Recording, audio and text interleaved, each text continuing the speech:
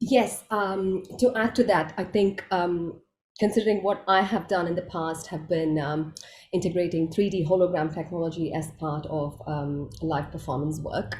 Of course, integrating Bharatanatyam specifically, coming from a South Asian dance background. But I've also done some R&D work in the world of VR. Rebecca's already sort of mentioned about the world of VR, because I think that extends a supreme possibility to take the viewer on a journey to unimagined places and spaces. And South Asian dance is all about, time and space, as is any and other dance forms. So how could we play with this idea of time, space, place, space?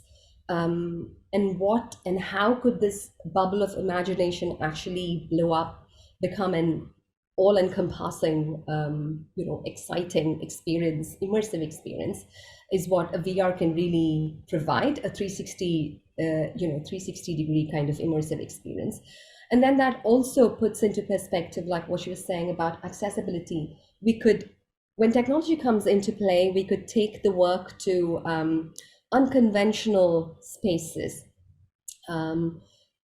So South Asian dance is traditionally, a theater form. Sometimes it's done in temples. So could we actually bring in temples alive, in wherever in the room that you are sat in or stood in?